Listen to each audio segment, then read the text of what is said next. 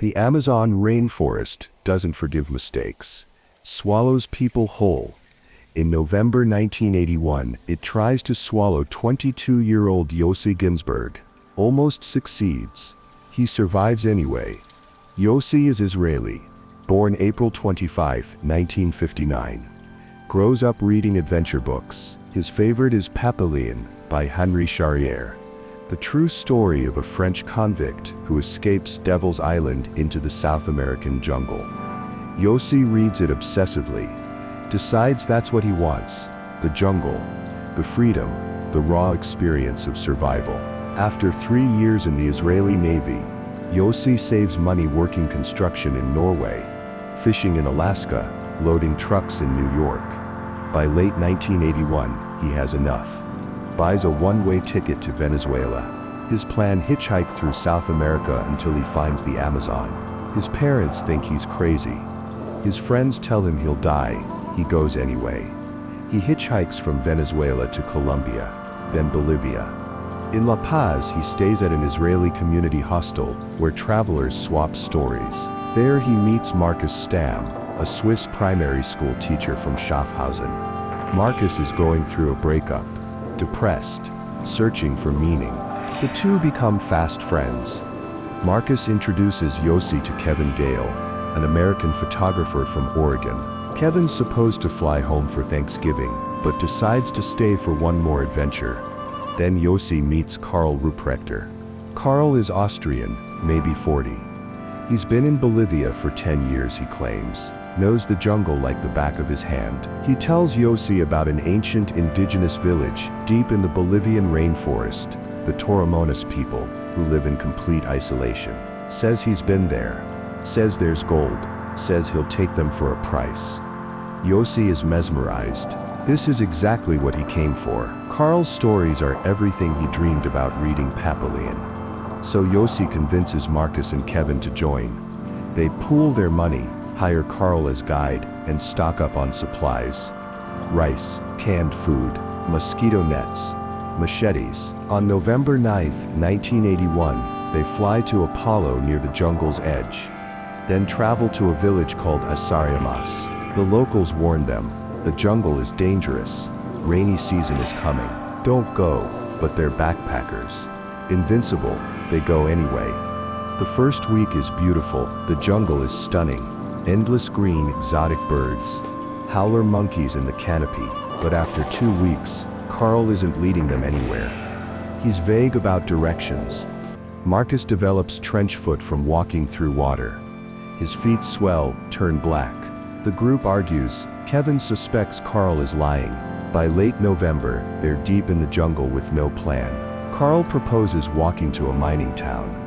Kevin suggests building a raft down the Tuichi River. Marcus sides with Karl. His feet can't handle rafting. So they split. Karl and Marcus will walk. Yossi and Kevin will raft. They agree to meet in La Paz before Christmas. It's the last time anyone sees Marcus and Karl alive. December 1, 1981. Yossi and Kevin spend 2 days building a crude raft from balsa logs lashed with vines. They pack remaining supplies: rice, a machete, mosquito nets, a flashlight. Yossi carries a small prayer book given to him by his uncle Nassim, a rabbi. His uncle said it protected him during the Holocaust, then died 45 minutes after handing it to Yossi. The first day goes well. They float downstream. The river is calm. Then it narrows. The current picks up.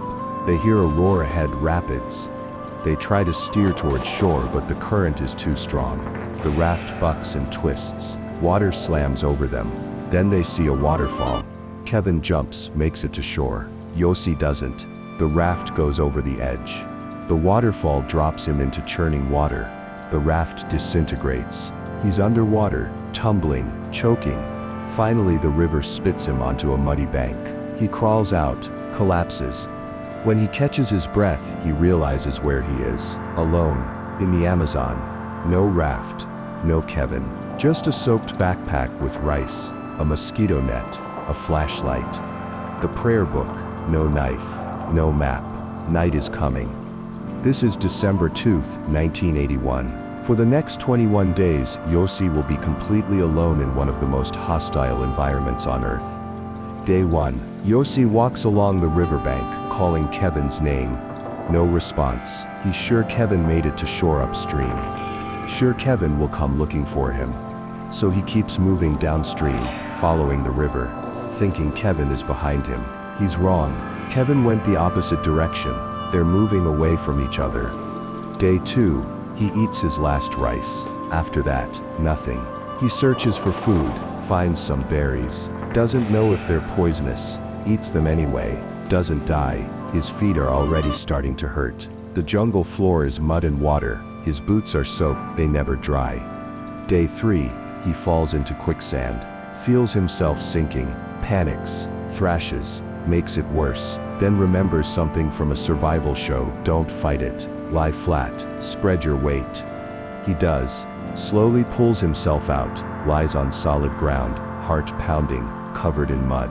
Realizes how close he just came to dying. Day 4. His feet are in bad shape. The skin is soft, pale, wrinkled like he's been in a bath too long. But he hasn't. It's trench foot. The same thing Marcus had. Fungal infection from constant moisture. Every step hurts. He limps. Slows down. Knows this is bad but can't do anything about it. Day 5. He sees a monkey in a tree. His stomach is screaming. He hasn't eaten real food in days. He picks up a rock, throws it, misses. The monkey chatters at him and disappears. He sits down and cries. This is the first time he thinks he might die here. Day 6. Night. He's lying under his mosquito net when he hears something moving through the brush. Something big. He turns on his flashlight. 2 yellow eyes reflect back at him. A jaguar.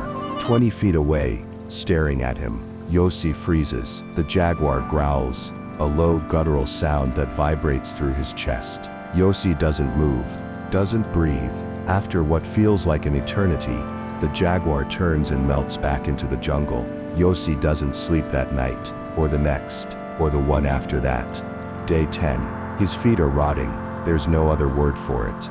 The skin has peeled away completely in places. Exposed flesh. Open sores. He can see tendons. It smells like death. Flies swarm around his feet. Land on the wounds. Lay eggs. He doesn't notice at first. Then he feels something moving under his skin.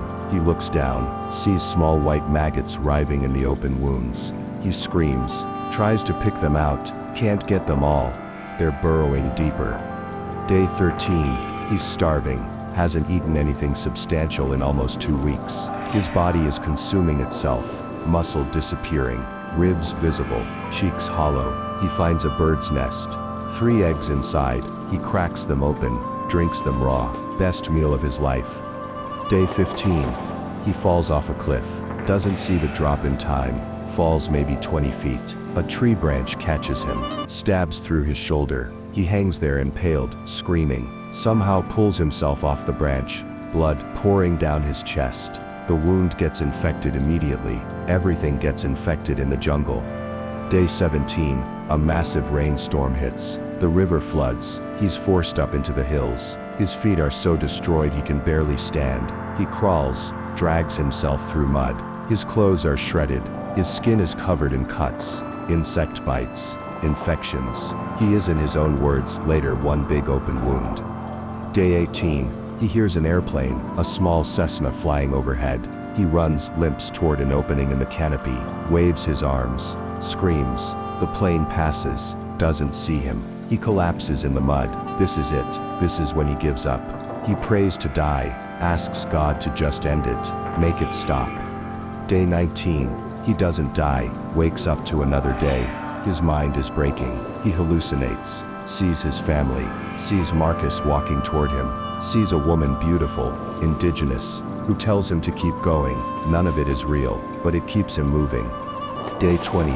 He reaches a part of the river where the current slows. He's too weak to walk anymore. His feet are gone, just chunks of infected meat. He can't put weight on them, so he stops, lies down on the riverbank, waits to die. Day 21. He hears an engine, a boat. He thinks it's another hallucination, but the sound gets louder. Closer, he drags himself to the edge of the river, sees a boat coming around the bend. A man is standing at the helm. Yossi waves. The man sees him, turns the boat toward shore. The man's name is Tico Tudela, a local Bolivian. He's searching for Yossi with Kevin Gale. Kevin made it to shore after the rapids, walked for 3 days to the town of Ronabaca, immediately organized a search party. Nobody believed Yossi was alive. The authorities refused to help, said he was dead for sure, but Kevin wouldn't give up. Hired Tico in a boat, spent days searching the river, and on December 22, 1981, they find him.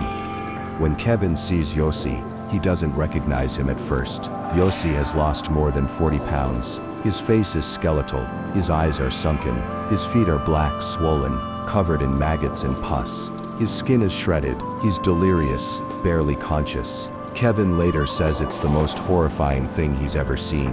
They pull Yossi into the boat, rush him to Ronabaca, then to a hospital in La Paz.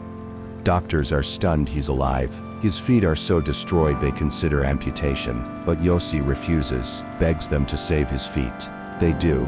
It takes months of treatment, surgery, antibiotics, physical therapy. His feet heal mostly. He walks with a limp for a while, but he walks. Marcus and Carl are never seen again. Search parties go out, find nothing, no bodies, no trace. Years later, investigators discover Karl Ruprechter was a wanted criminal, an Austrian con man who lured backpackers into the jungle and abandoned them. Marcus likely died with him, or because of him. Yossi writes a book in 1993, Back from Tuichi, later retitled Jungle. It becomes an international bestseller. In 2017, his story becomes a film starring Daniel Radcliffe, who loses 14 pounds for the role. But here's the remarkable part. Yossi goes back. In 1991, 10 years after almost dying, he returns to the Amazon, spends 3 years helping indigenous people build an eco-lodge in Maydidi National Park. It's now one of Bolivia's most successful eco-tourism projects. Today he's a motivational speaker in Byron Bay, Australia. He says the jungle taught him something profound. When you're fighting for your life, your mind becomes completely focused. No fear, no doubt, just survival. 21 days, no food except berries, eggs and hope. No shelter except a mosquito net. No weapon, no fire. Feet rotting off his body, maggots eating him alive, and he walks out alive. If Kevin hadn't refused to give up the search, Yossi dies on that riverbank. Kevin is the reason Yossi lives. Friendship is the reason. The Amazon kills people regularly. Yossi had nothing but a prayer book, a mosquito net, and a will to survive. And somehow it was enough. 43 years later, he's still telling his story. His message is simple. You can do more than you think you can. Just by refusing to quit, the jungle tried to kill him, failed, because Yossi Ginsberg was stronger than the Amazon.